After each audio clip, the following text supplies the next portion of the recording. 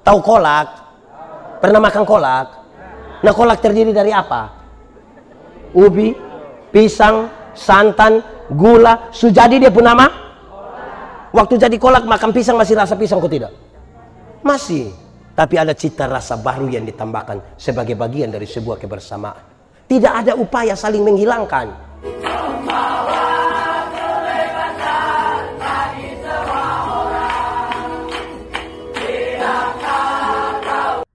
Saya ajak kita merenungkan satu bagian pembacaan Alkitab menurut Injil Lukas pasal 10 ayat 25 sampai ayat yang ke-37. Injil Lukas pasal 10 ayat 25 sampai ayat yang ke-37. Yang sudah dapat katakan amin. Amin betul.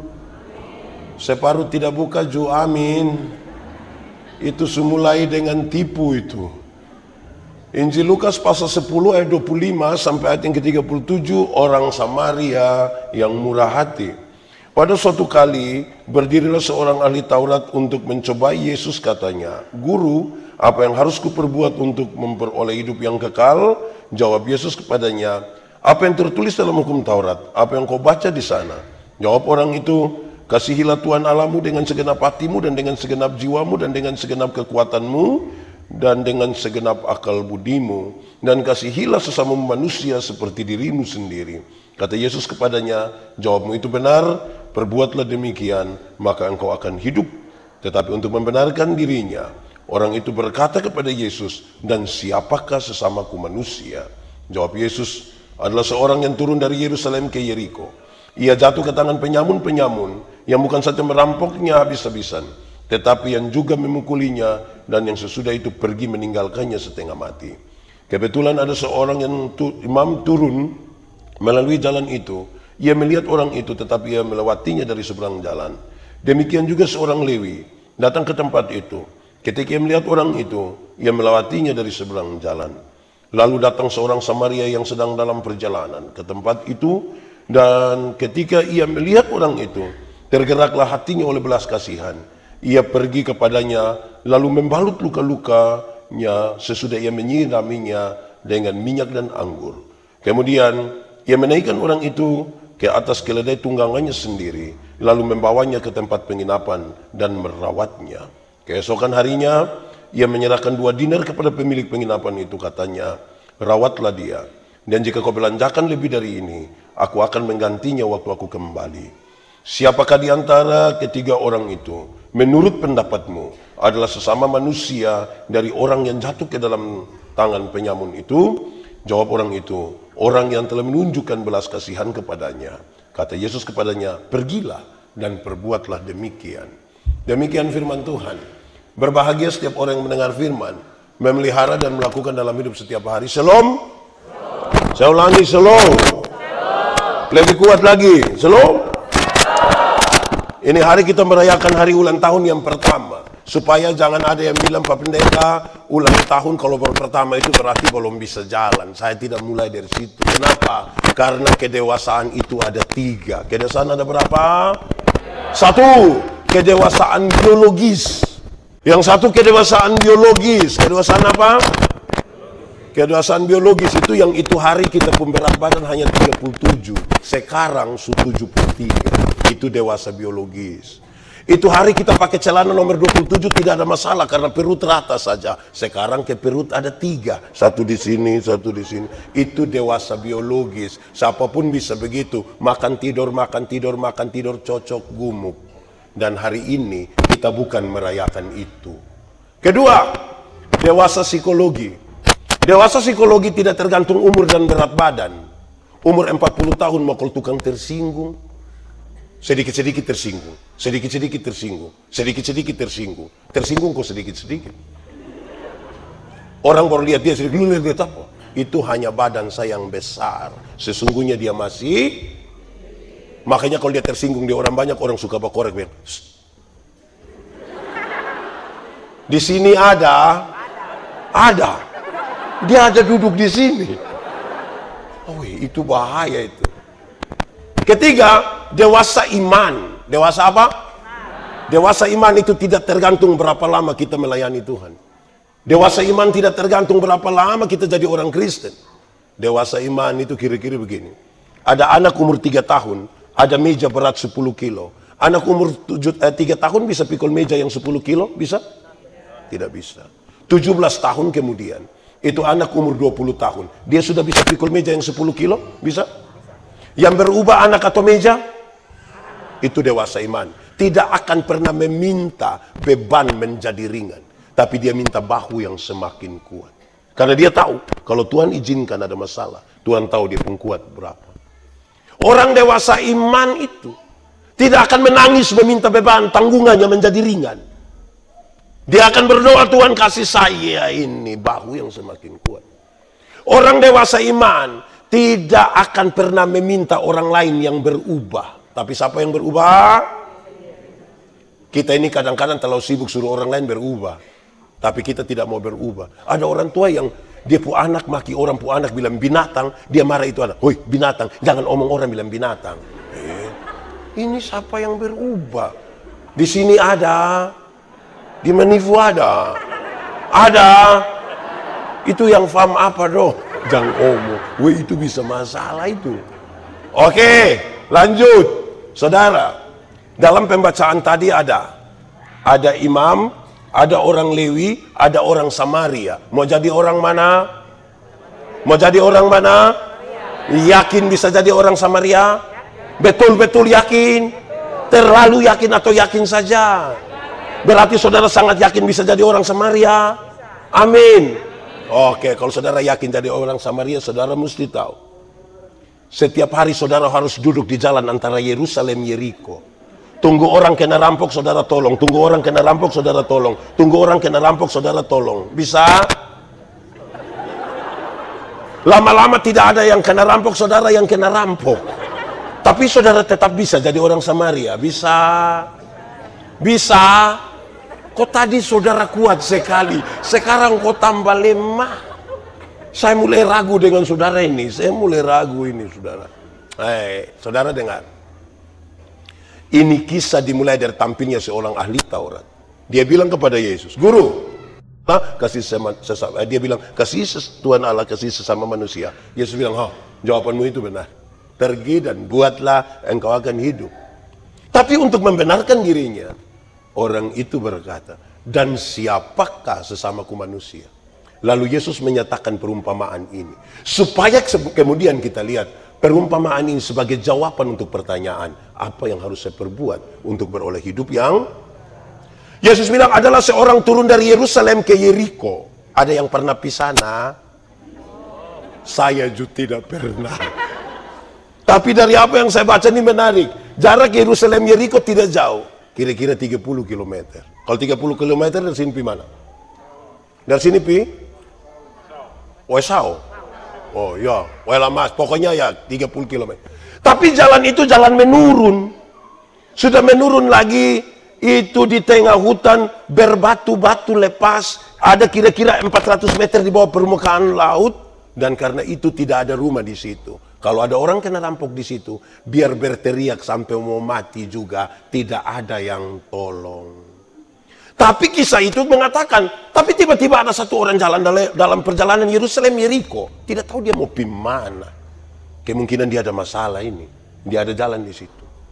Lalu orang merampoknya habis-habisan, kena pukul sampai hampir mati.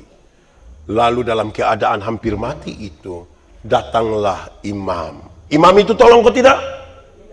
Itu imam tolong kok tidak? Tidak. Makanya saudara tidak mau jadi itu imam toh?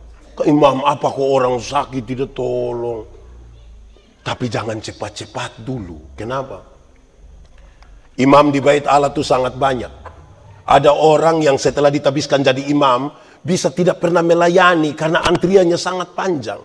Katakanlah ini orang, dia dapat kesempatan melayani di bait Allah. Dalam perjalanan ke bait Allah, dia ketemu orang yang kena rampok hampir mati. Kalau saudara imam itu, saudara tolong kok tidak?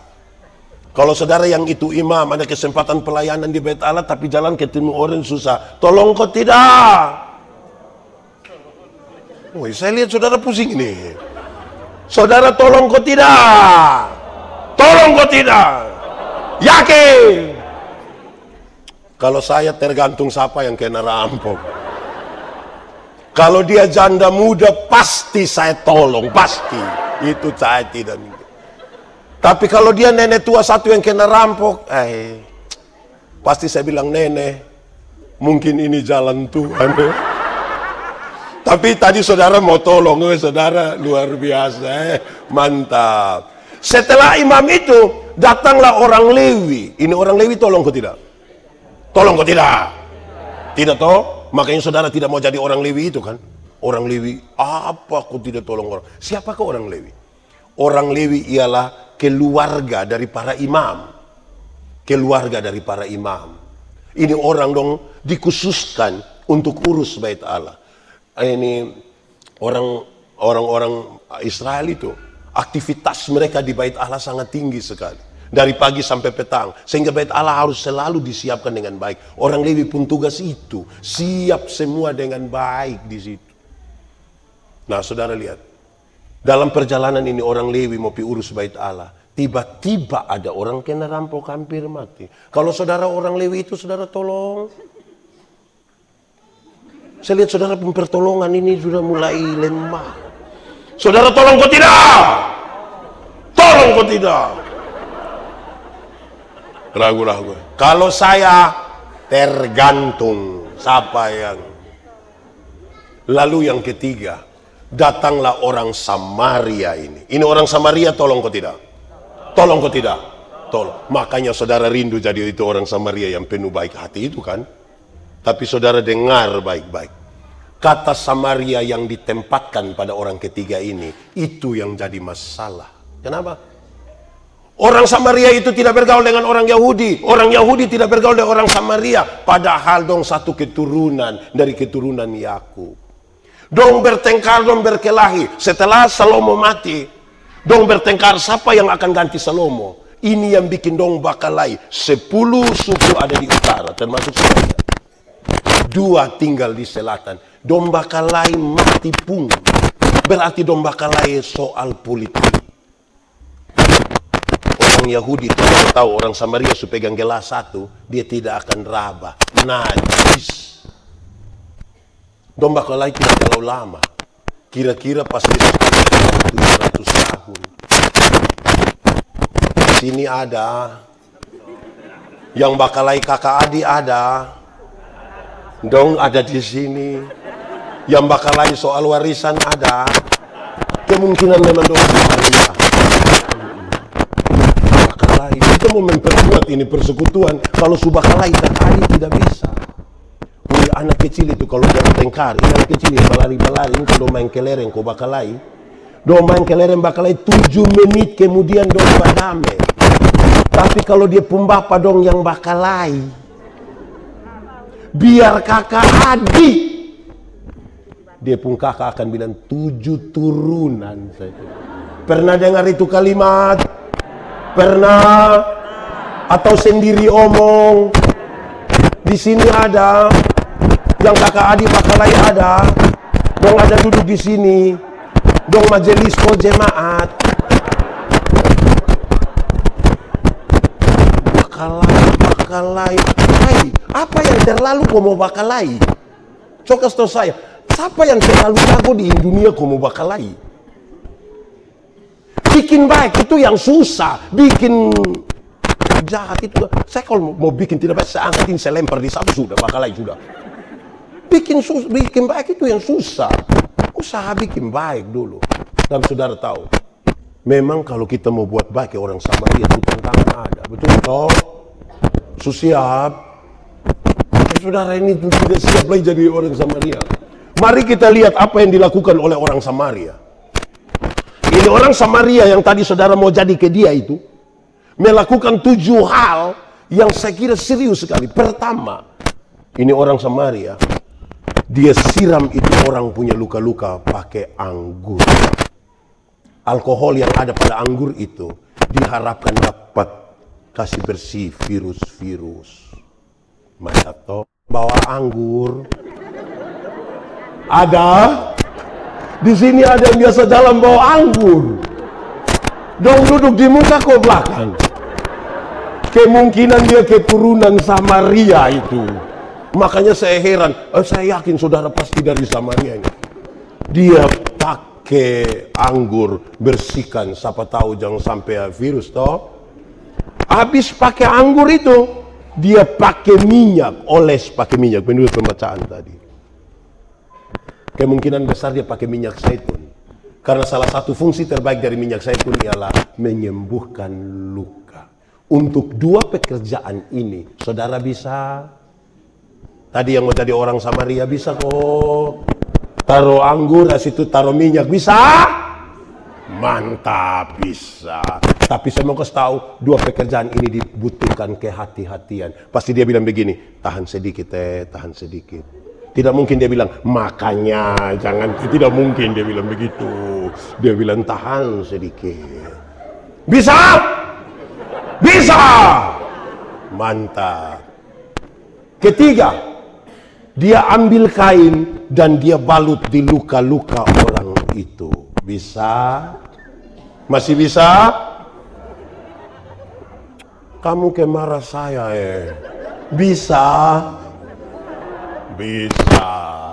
Sekarang yang keempat. Ini orang ambil, ini orang yang luka-luka, muat di atas dia pun keledai tunggangan. Saya mau tanya saudara, dulu su ada oto? Travel su ada? Pick up? Jadi dong piman mana pakai apa? Keledai. Berarti itu dia pun kendaraan tunggangan. Saya mau tanya saudara, saya renungkan ini tidak habis-habis. Saya tidak habis-habis. Kenapa? Ini orang kok bisa muat di atas dia pun keledai tunggangan. Saya kalau bawa oto di Kupang, Pisau, mana, kalau ada orang celaka untuk tolong, saya tolong. Untuk tolong, saya tolong. Kok saya pendeta. Tapi itu pertolongan itu jadi masalah kalau tiba-tiba pas kami tolong sama-sama Jo. Masyarakat yang ikut tolong mulai lihat saya agak lama. Saya mulai pikiran. Karena sedikit ledong pasti akan bilang begini, Bapak bisa bawa pi rumah sakit pakai Bapak pu oto kok. Itu saya pikiran, Saya mau tanya saudara, kalau saudara yang tadi mau jadi orang Samaria dong ini, kalau ada oto, jalan sampai tengah jalan, ketemu orang luka-luka kan kena pukul, berani muat? Bisa? Bisa? Bisa kok tidak? Bisa. Saya mau kasih tahu saudara, yang paling banyak bilang bisa itu karena dia belum ada oto. Ya. Kalau dia sudah ada oto batingkah Bapak. Kalau dia sudah ada oto, dia sudah cuci habis, dia pakai sesuatu sikat, itu dia pu istri bisa naik lepas sendal. Apalagi orang yang dia tidak kenal. Tapi hebat, saudara orang Samaria ini bisa. Mantap, saya telah akui saudara ini. Saya mantap betul ini. Saudara, dia bisa bawa ini orang di atas di pun keledai tunggangan. Bukan saja itu, dia bawa ke rumah penginapan. Bisa. Yang tadi mau jadi orang Samaria dong, bisa tolong orang bawa dia pergi hotel, bisa. Taruh dia di Aston. Bisa. Wih, saya lihat saudara pun bisa, ini mulai turun ini. Ini persekutuan jemaat akan jadi rumit ini kalau saudara tidak mulai dari situ. Susah nanti. Seberapa? 5 toh? 5. Siram pakai alkohol, oles pakai minyak, balut pakai kain, muat di atas keledai. Yang kelima bawa pi rumah penginapan. Keenam, bukan saja dia bawa pi rumah penginapan. Pembacaan tadi kasih bilang begini. Dan dia merawat orang itu. So di rumah penginapannya dia rawat. Pagi-pagi dia masak air, masak bubur, dia pergi di pintu, dia bilang, Om, iya, masih hidup. Kan dia cek. Saudara bisa? Woi, ini yang Samaria dong su hilang ini. Dia merawat orang itu. Saudara tahu, su 6 toh? Yang ke-7 ini menarik. Bukan saja merawat orang itu, dia ambil uang 2 dinar. Dia kasih pada pemilik penginapan itu. Dia bilang begini, urus orang ini sebaik-baik. Jika engkau belanjakan lebih dari uang ini, nanti waktu saya kembali, saya bayar tambah. Dulu kalau orang kerja 1 hari bayar 1 dinar. Kerja 1 hari bayar berapa dinar? Berarti kalau dia kasih 2 dinar, itu berarti upah kerja selama 2 hari dia kasih untuk tolong orang yang dia tidak kenal. Bisa? Kok tadi saudara bisa nih? Ada yang siap dia uang perjalanan 2 hari untuk orang susah? Mau? Wih, barato, kita bumper persekutuan begini. Di sebelah sini bisa. Bisa. Di sebelah sana bisa. Di atas langit bisa.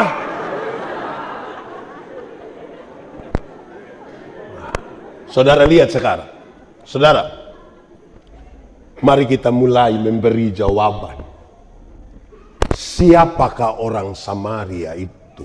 Itu pertanyaan yang paling penting. Orang Samaria itu bukan saudara yang tadi ada mau-mau dong itu. Bukan saudara. Orang Samaria itu bukan saya. Orang Samaria itu bukan kita semua. Tetapi orang Samaria itu ialah Tuhan Yesus Kristus. Di sini ada yang bisa ke Tuhan Yesus. Orang Samaria itu siapa? Tuhan Yesus itu datang dari Yerusalem ke Yeriko. Kalau kita bicara itu dalam konteks Palestina, kita tahu Yerusalem itu kota kudus. Makanya kita menyanyi, oh Yerusalem. Oh, saudara tidak tahu ini lagu? Tidak tahu? Nah, kenapa suruh saya solo? Oh Yerusalem, apa?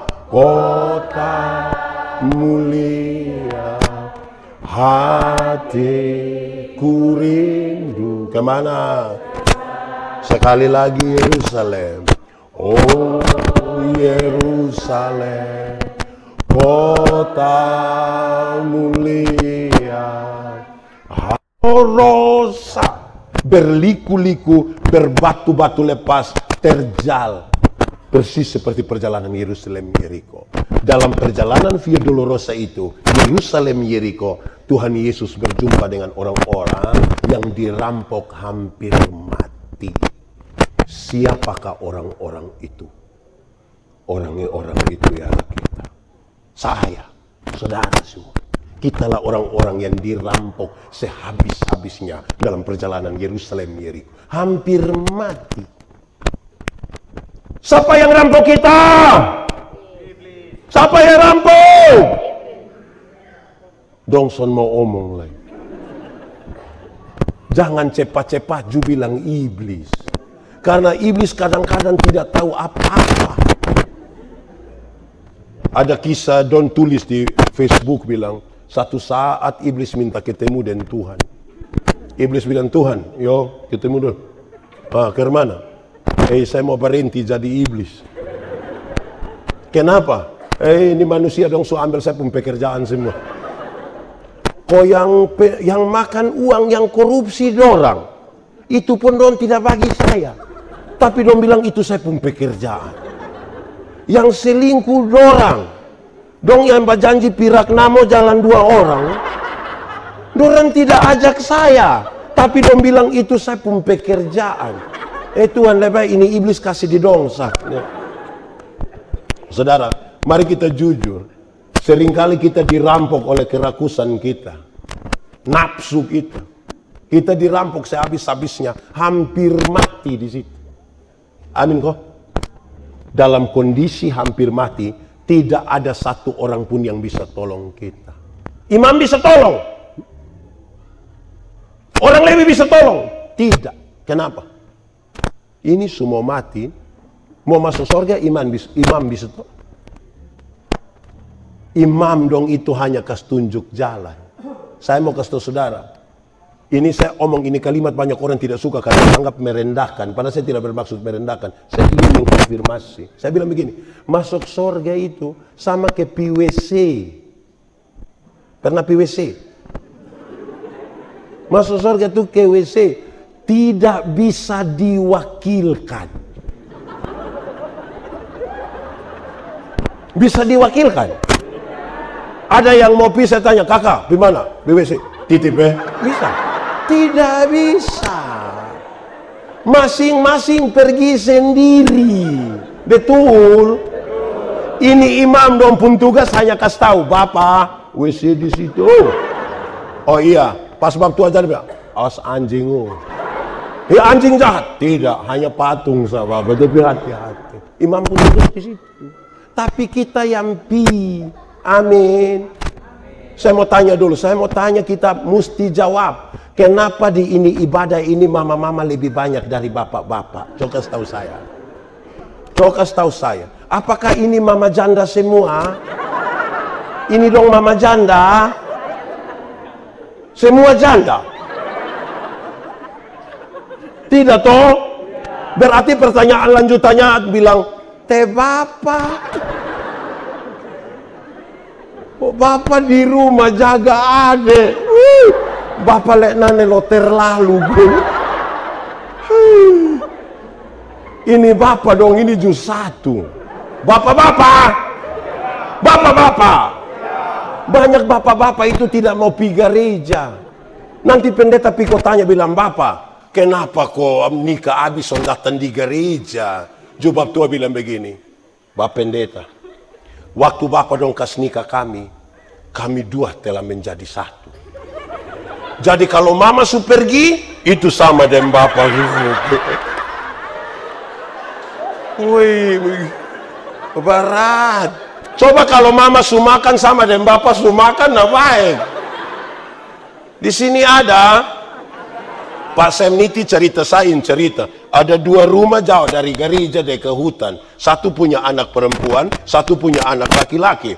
Yang punya anak perempuan dia datang kasih tahu yang laki-laki bilang begini, Kakak, nanti hari-hari Minggu begitu kakak tolong jemput kakak Bu Adinona kau bawa pergi sekolah Minggu Dia bilang, iya. Hari Minggu dia jemput ya Nona, bawa datang di sekolah Minggu, sampai sekolah Minggu, yang Nona ikut sekolah Minggu, yang laki-laki main kelereng di luar. Dorang beranjak jadi remaja, ikut katekisasi, laki-laki jemput, datang yang Nona ikut katekisasi, yang laki-laki isap rokok di luar. Rupa-rupanya don 2 jodoh. Setelah menikah, yang perempuan terpilih jadi majelis gereja. Itu mau pelayanan di mana pun, badai, tofan, guntur, seroja, dia antar. Tapi sampai sana, yang ibu masuk pimpin ibadah, bab tua main kartu di luar. Satu saat don 2 mati-mati sama-sama. Menuju pintu surga, Simon Petrus tunggu memang. Pas lihat ini ibu datang, Simon Petrus bilang, "Selalu mama, mari silakan masuk." Lihat dia pun istri masuk, bab tua cepat-cepat mau. Pas bab tua mau masuk, Simon Petrus bilang, Bapak sabar dulu, Bapak sabar sedikit. Sabar kenapa? Bapak tunggu sedikit. Yang masuk itu saya pu istri. Simon Petrus bilang, betul Bapak. Memang itu Bapak pu istri, tapi selama ini kan Bapak antar-antar setoh. Jadi ini hari Bapak antar saya. Bapak pu tempat di sebelah itu yang ada menyala itu. Saya mau tanya, Mama, ada yang tadi Bapak hanya antar? Ada yang kasih tahu bilang kau semua habis na SMS kau sepi ambil? Ada pulang salam kasih Bapak bilang ada salam dari Simon Petrus. Susah betul ini hidup dong. Saudara, Tuhan Yesus tolong kita di dalam perjalanan Yerusalem Yeriko. Oleh bilur-bilurnya kita menjadi sembuh. Waktu kita sembuh, dia ambil dalam kemuliaan surgawi.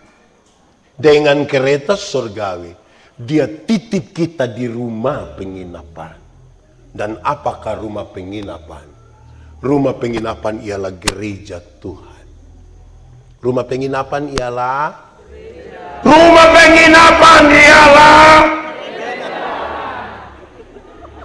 Tuhan Yesus selamatkan, dia titip di rumah penginapan, hotel, rumah penginapan.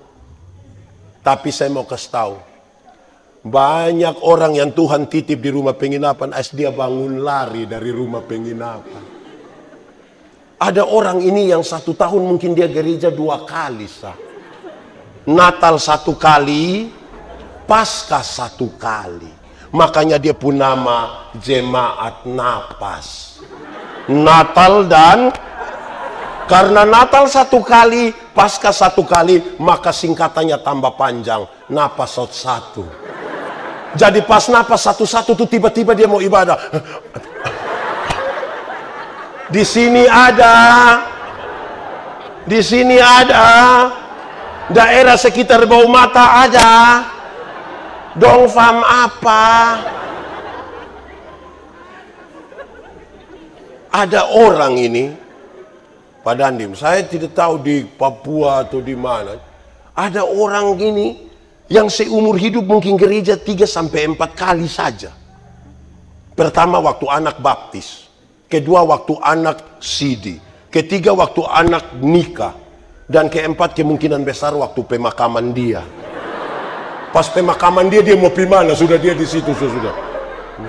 Di sini ada kok tidak? Dong ada duduk di sini. Dia pakai baju warna putih.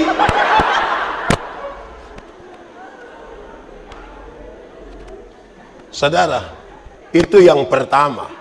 Tetapi yang kedua saya mau kasih tahu saudara.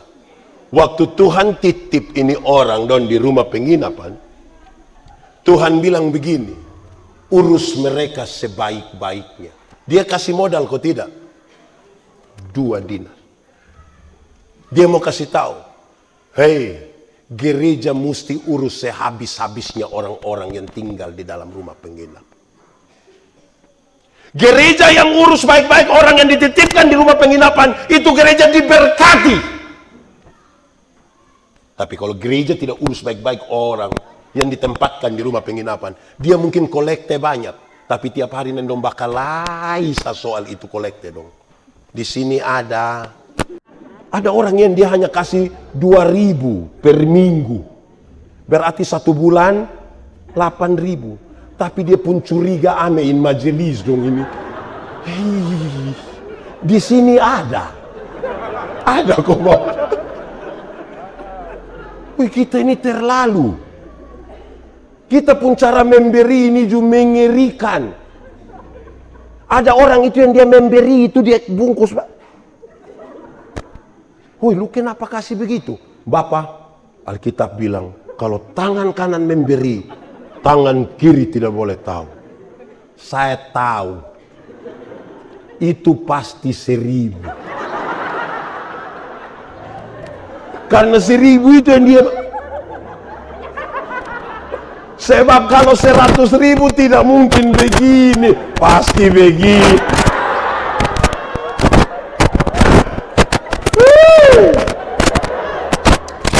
Woi bapak mama dong. Tahu lagu Hoi Ale Totafa kok?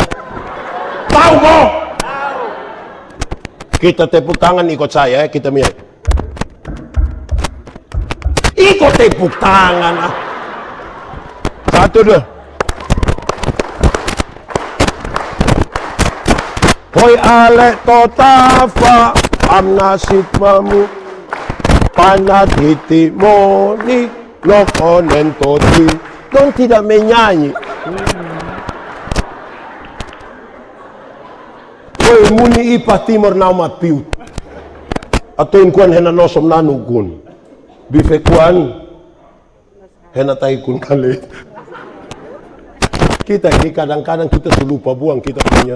Ini saya tadi lihat ini bapak mama dong pakai begini. Tadi waktu dengan sambut kita itu namanya natuni. Itu adat dan baik sekali. Orang timur pun kekuatan ada pada bicara, menyampaikan sesuatu. Ini mesti kasih tahu di anak kecil, anak dong. Ini. Mesti kasih tahu orang. Kenapa?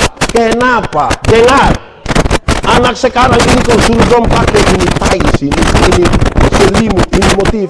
Dong bagaimana kok? Dong rasa bergerak tidak bebas. Tapi kalau dong pakai ame celana lebih yang terobek itu, dong rasa pun berprestasi. Di sini ada siapa puan? Tuh angkat tangan. Manusia dong ini.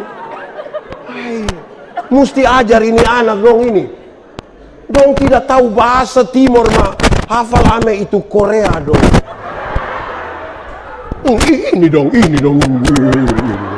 Itu juga. Dong hafal ame ini Korea kok. Itu artis Korea, dia punya calon istri, tanggal lahir, makanan kesukaan. Hosa kau kok. Aneh betul. Oke, saudara, setelah kisah itu, Tuhan Yesus balik lihat kepada itu ahli Taurat. Dia bilang, menurut pendapatmu, siapakah sesama manusia dari orang lain? Saudara lihat, itu pertanyaan sangat ringan. Pertanyaan menjungkir balikan cara berpikir itu orang. Kenapa? Orang Yahudi tidak perintah.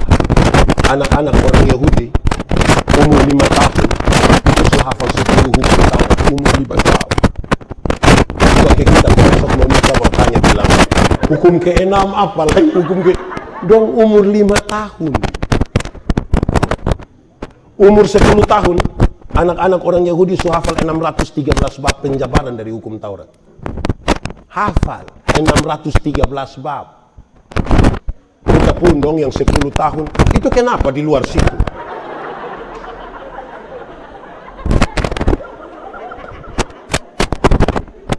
Kita pun dong, anak umur 5 tahun bukan ajar hukum Taurat. Pendeta datang dan bilang, Adi, Adi TikTok kok om pendeta lihat.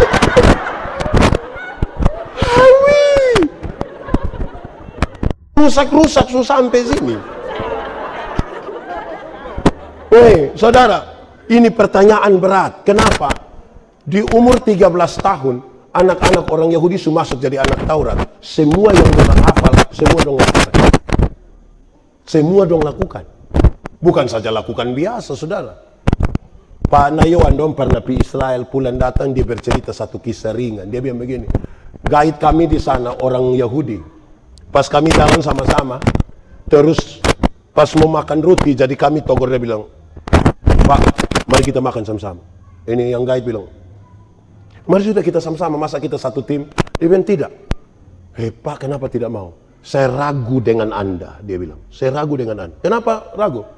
Saya ragu kalau uang yang Pak pakai untuk beli ini roti, itu ternyata diambil dari uang yang belum kasih keluar dari perpuluhan. Saya bilang itu kalau tanya kita mati. Karena orang kuat dengan setiap kelipatan 10 itu Tuhan punya. Betul. Kayak kita bisa. Kita ini kalau Tuhan percaya akan tambah besar, kita tambah ragu Bapak. Betul. 10.000 perpuluhan berapa? Pasti kasih toh. Gak pasti kasih, kok hanya 1.000 ini. Tuhan kasih naik 100.000 perpuluhan, masih kasih? Kasih kok hanya 10.000 kacang-kacang. Tuhan kasih naik 1 juta perpuluhan, masih kasih? Kasih kok hanya 1 lembar. Tuhan kasih naik 10 juta perpuluhan. Perpuluhan. Waktu perpuluhan 1 juta ada kasih. Kenapa mulai beda pendapat? Saudara lihat kalau perpuluhan makin besar itu kita pura keraguan-raguan makin tinggi ya. Ame 1 juta di tangan kiri, 9 juta di tangan kanan, baru dilihat ulang-ulang. Lihat 2-3 kali baru dia bilang, Mama, Tuhan cuma ngerti. Betul. Betul. Pernah alami kok Bu. Susi. Teho. Saudara-saudara, ini pertanyaan penting. Kenapa? Orang Yahudi ketika dia sudah bisa bikin itu semua, apalagi keselamatan datangnya dari Yahudi, maka mereka pikir dengan berbuat kebaikan, orang sudah bisa masuk surga tanpa itu orang Samari. Yang mati masuk surga angkat tangan. Yang yakin kalau mati masuk surga angkat tangan. Mantap. Yang tidak yakin masuk surga angkat tangan. Tidak. Nah, yang tidak tahu dia masuk kok tidak. Coba angkat tangan. Woi Bapak Mama, kita ini mau masuk surga karena oh kalau kita pikir kita pun perbuatan, coba kasih tahu saya. Kita mau masuk karena orang pekabaran Injil long suka bilang begini. Dosa itu ialah melanggar kehendak Allah. Betul? Betul? Satu hari langgar kehendak Allah berapa kali? Satu hari kita langgar kehendak Allah berapa kali? Bisa hitung kok tidak? Sendiri buat sendiri tidak bisa hitung. Tapi ini orang pekabaran Injil dong bilang begini. Anggap saja kita pun dosa satu hari 3. Dosa pikiran 1, dosa perkataan 1, dosa perbuatan. Kalau satu hari 3, satu bulan berapa? 3 kali 30 hari. Berapa? 90. Kalau satu bulan 90, satu tahun berapa? 90 kali 12 bulan. Berapa? 1080. Taruhlah 1000. Kalau satu tahun 1000, sekarang cokali dan kita pu umur. Kakak umur berapa sekarang? Cokali 1000. 16.000 dosa. Pi surga.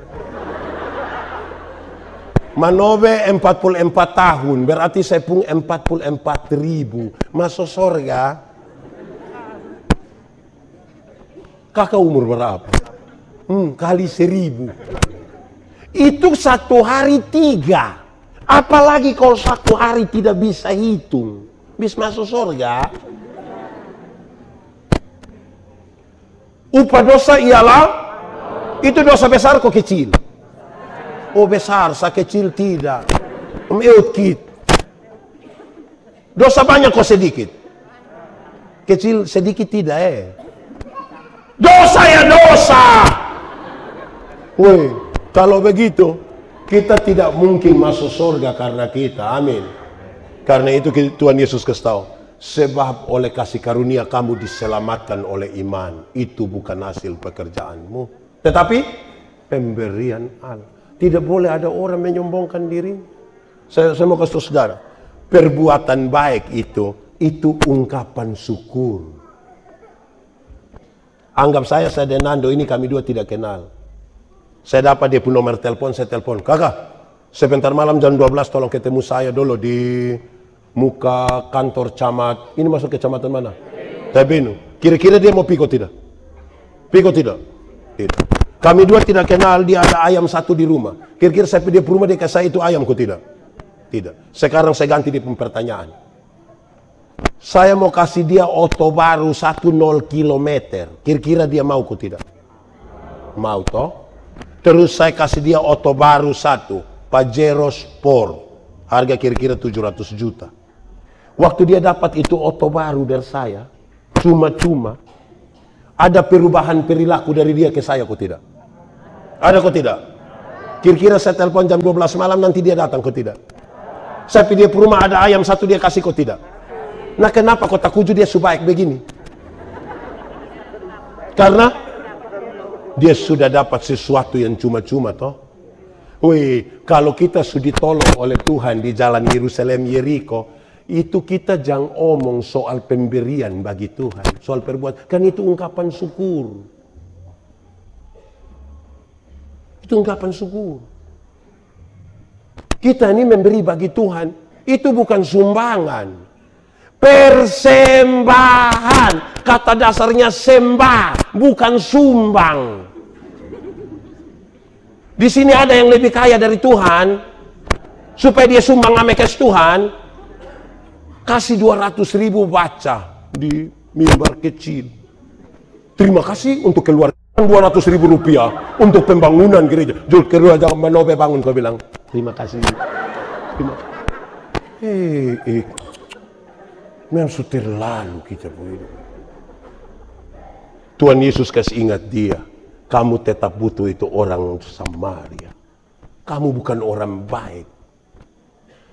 Kedua, Tuhan Yesus mau ukur sejauh mana dia perjalanan. Dia sudah tahu banyak ini, tapi sejauh mana dia perjalanan dengan Tuhan. Kenapa? Semakin jauh berjalan dengan Tuhan, kita akan tahu bahwa kita bukan siapa-siapa. Saya ulang ini kalimat, tolong dengar. Semakin jauh berjalan dengan Tuhan, kita sadar kita bukan siapa-siapa. Saudara pernah pi laut, di pantai pernah, pantai mana? Pideng sapa. Kalau saudara di pantai itu kan bermain air hanya di sini, saudara bisa bilang, wuhu, wuhu. Bisa siram-siram le kawan toh. Itu karena di pinggir pantai. Coba masuk 500 meter di dalam. Terus perahu semua tenggelam bro. Mungkin kalau di pinggir pantai tadi itu kan sudah, weh, foto dulu. Pinggir pantai. Coba masuk 500 meter di dalam kok perahu semua tenggelam. Woi, perahu semua tenggelam, foto dulu, foto. Bisa. Yang bagaya-bagaya dong itu hanya di pinggir pantai. Jalan belum jauh. Saya mau tanya dulu. Jemaat. Pernah jalan kaki? Di mana? Kalau jalan kaki itu kita bisa, tapi jaraknya pendek. Kekuatan full ada pada kita. Tuhan kita tidak butuh, orang lain juga kita tidak butuh. Kekuatan full ada kita. Makanya ibu-ibu bisa pakai high heel, haken yang tinggi begini. Karena jaraknya. Pernah naik ojek? Pernah? Di mana? Waktu saudara terus nanti itu anak ojek bilang, tidak bisa tante, tidak bisa. Kok kenapa? Kok tante hanya bayar 5.000 saja. Kok memangnya 5.000 kenapa? Kalau 5.000 soalnya pakai rem tante. 10.000 dulu baru ada rem. Tapi poinnya dapat. Semakin jauh berjalan rasa takut mulai ada toh. Lebih jauh lagi naik bis. Pernah? Pi Atambua pernah? Sinar Gemilang pernah? Duduk di samping sopir pernah? Pernah? Saudara lihat itu manusia dong penggas oto. Sampai camplong atau di TMF yang berbelok-belok itu dong gas tambah. Hampir-hampir yang sopir belum injak rem, kita mau angkat kaki kok injak. Semakin jauh perjalanan, jiwa hilang Bapak. Jago yang bagaya-bagaya dong itu hanya bermain di pinggir-pinggir belum jauh. Di sini ada yang bagaya-bagaya. Kasih tahu dia pinggir belum jauh. Lebih jauh lagi naik kapal feri. Pernah? Di mana? Weh, di NTT ini Pak Dandim paling enak naik kapal feri itu ke Sabu. Bukan enak. Laut Sabu itu sangat dalam dan pasti selalu bergelora. Bisa berenang 10 km pun jatuh di Laut Sabu jago hilang. Saya melayani kira-kira 5 tahun di sana. Musim timur itu kalau kami pulang dari Sabu menuju sini. Kalau masih ada kapal, wih itu berat itu. Tapi kalau don tahu ada pendeta Yandi di atas. Don datang dan bilang, Bapak pendeta Yandi. Iya, kita ibadah. Di feri ibadah Bapak. Padahal di darat dia tidak ikut ibadah. Tapi kalau kita di Laut Sabu ibadah. Yang menarik kalau kita ibadah di Laut Sabu itu ialah waktu persembahan. Ada tangguh?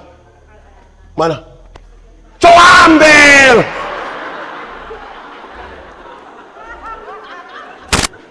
Saudara, kalau kita di Laut Sabu ibadah, persembahan kami tidak pakai yang ini, tidak pakai yang ini. Karena 2 alasan. Pertama, kok memang tidak ada ini toh di itu kapal. Tidak ada. Kedua, karena itu kami pakai dos. Kenapa harus pakai dos? Karena kalau ibadah di Laut Sabu, sekali isi tangan begini, itu dapat berapa saja. Itu tidak lewat otak.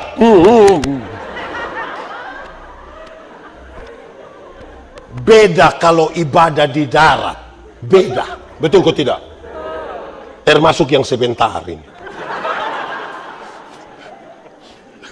Ibadah di darat ini, sekali kita isi tangan begini, itu kayak agak lama. Agak lama lebar, ini mata terputar gini.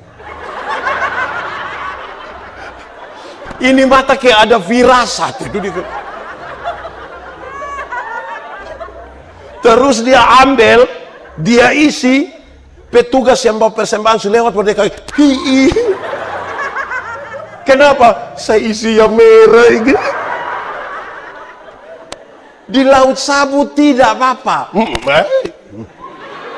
Di darat ini kita pu hitung-hitungan. Tadi ada yang datang sempat mampir di kios. Ada. Itu mampir bikin apa? Uang kecil. Usino kang koe.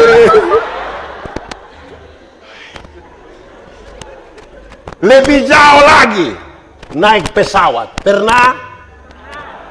Gimana? Saudara, ini ternyata tukang bajalan. Kalau naik pesawat jangan naik yang kecil dong, yang ATR.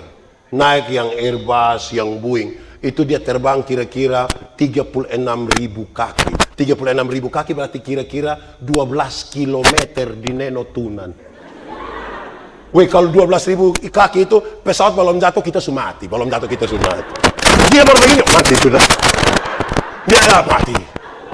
Yang bagaya-bagaya dong ini belum jalan jauh.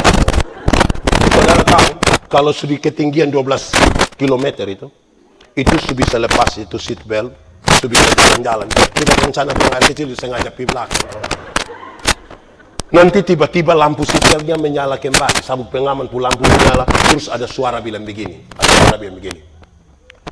Berhubung karena kita terbang dalam situasi cuaca yang buruk, karena itu kami minta kepada para penumpang segera kembali ke tempat duduk dan seterusnya. Saya mau tanya, waktu ada pengumuman begitu, silakan kembali ke tempat duduk. Ada yang berani protes? Ada? Bisa? Waktu ada pengumuman, silakan kembali ke tempat duduk. Ada yang bilang, mau kembali kau buat apa? Berani?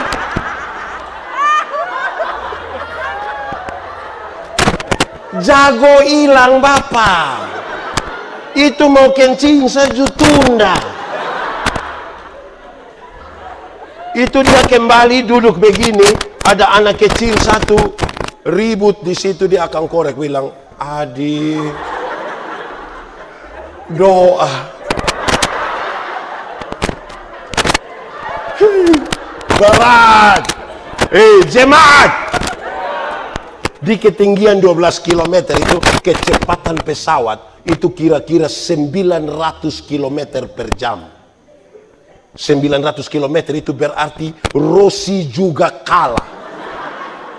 Kalau Rossi kalah, apalagi kita pu anak ojek dong. Lebih kalah.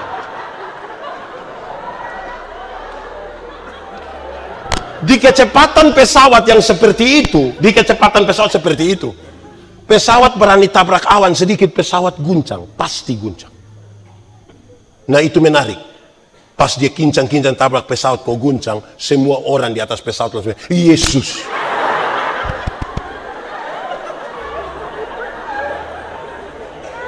Di pesawat itu orang semua akan sebut nama Yesus.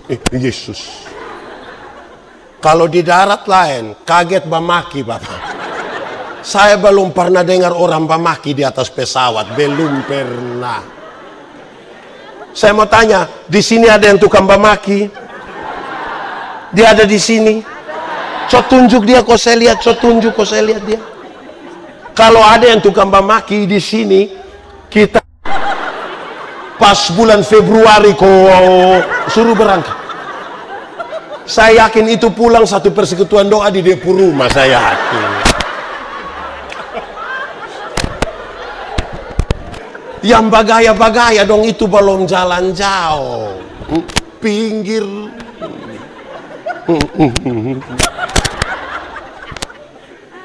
Karena itu Tuhan Yesus bilang, hei, siapakah ketiga orang ini yang sesama manusia dari sahabat? Kita ketika itu pertanyaan datang mengganggu betul kita pun pikiran. Mesti. Sudah sejauh mana kita berjalan bersama-sama dengan Tuhan? Saudara, kita bangun gereja ini butuh iman. Tapi dalam butuh iman, kita butuh strategi. Kenapa? Dulu saya masih di Alor. Untuk pemekaran ini jemaat. Kita pakai logika yang ringan-ringan sah.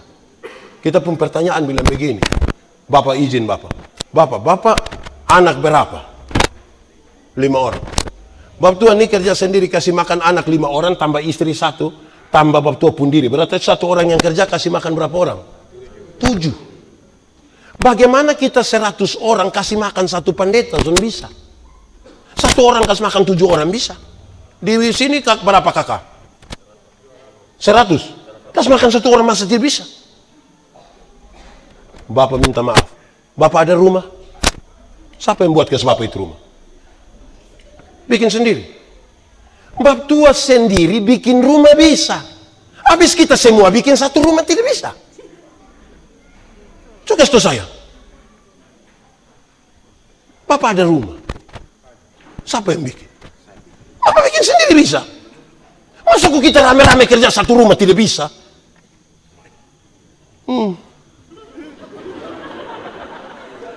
Mestinya lebih gampang atau lebih susah? Kok satu orang kerja satu rumah bisa? Masa kita semua kerja satu rumah tidak bisa? Gas! Mau gas? Kita izin di ASDP, kita ibadah di laut. Himpun dana, saya yakin dos. Saudara, dalam perjalanan dengan Tuhan, mari kita belajar beriman. Ini rumah Tuhan punya. Dalam perjalanan saudara tidak bisa, saudara duduk berlutut, Bapak berdoa, Tuhan, ini siapa pun rumah. Kau bikin pusing sama tong. Masa Bapak Tua tidak tolong kita? Saya mau tanya, Bapak Tua nanti tolong kita atau tidak? Masa kok Tuhan mau tolong kita, kita tidak berani? Kita ini yang ragu-ragu. Kita ini piman mana, ini hanya patah leher sah. Bapak hidup ini terlalu susah, nah lu mati sudah. Hei, satu-satunya cara untuk menikmati hidup ini adalah bersyukur. Orang kalau tidak bersyukur, dia tiap hari hanya mengeluh. Bersyukur itu sikap terhadap keadaan. Saudara lihat jalan kaki, jalan kaki, jalan kaki, jalan kaki. Terus dia berdoa, Tuhan, yuk kasih saya sepeda satu kok. Tuhan kasih sepeda satu, dia naik 2-3 bulan, dia berdoa ulang, Tuhan, naik sepeda memang enak Tuhan, tapi tanjakan di situ. Itu saya pun betis ke, jadi lu pun mau? Kalau bisa motor satu kok Tuhan. Tuhan kasih motor satu, dia naik 5-6 bulan, dia berdoa ulang, Tuhan, naik motor memang enak, tapi saya pun istri berat 80. Anak dong 3 orang baru montok-montok semua. Setiap kali motor bunyi dong 4-4 mau naik. Motor bawa masalah baru dalam kami rumah tangga Tuhan. Jadi lu pun mau? Kalau bisa oto satu kok Tuhan. Pick up Jubai. Tuhan kasih dia pick up satu, naik 1 tahun, dia berdoa ulang, Tuhan, naik pick up memang enak. Ibu Ju naik, dia duduk di muka. Tapi anak nona yang pertama sukawin orang rote, kalau tinggal di rote. Masa kau mau pirote pakai pick up Tuhan? Jadi lu pun mau? Kalau bisa kapal feri satu kok Tuhan. Tuhan kasih dia kapal feri, pirote 1 kali, dia cucu, dia anak mantu, dia anak kandung. Pulang dia berdoa ulang, Tuhan, naik feri memang sampai rote mah di puku afu. Woi! Jadi yang kau pun mau? Kalau bisa helikopter satu kok. Woi, meminta tuh tidak apa-apa, kok namanya kan kita minta di Tuhan toh. Tapi sikap kita terhadap berkat lebih penting dari berkat-berkat yang Tuhan kasih kita toh. Kita nih kalau berdoa itu kadang-kadang beta rasa aneh. Kita kalau berdoa itu di 1 menit pertama kita pun doa bilang, Tuhan terima kasih engkau dahsyat luar biasa, Tuhan engkau baik. Pokoknya yang puji-pujian semua itu di menit pertama. Masuk menit kedua itu daftar permintaan. Itu kayak proposal. 1, 2, 3, 4, 10, 20, 30, 40, 50, 60, 70, 80. Semua habis baru dia bilang, ampunilah segala dosa kami. Dalam nama Yesus kami berdoa. Amin. Separuh sebelum ampunilah segala dosa kami, don tambah 1 kalimat. Sebenarnya masih banyak hal yang ingin kami. Hai, sudah 80 nih mamaku. Kita ini minta tidak tanggung-tanggung, tapi cara memberi ini kakak. Betul. Di sini juga ada. Tolong saudara-saudara, sama kayak makan kolak. Tahu kolak? Pernah makan kolak? Nah, kolak terdiri dari apa? Ubi, pisang, santan, gula. Sujadi dia pun nama? Waktu jadi kolak makan pisang masih rasa pisang kok tidak? Masih. Tapi ada cita rasa baru yang ditambahkan sebagai bagian dari sebuah kebersamaan. Tidak ada upaya saling menghilangkan.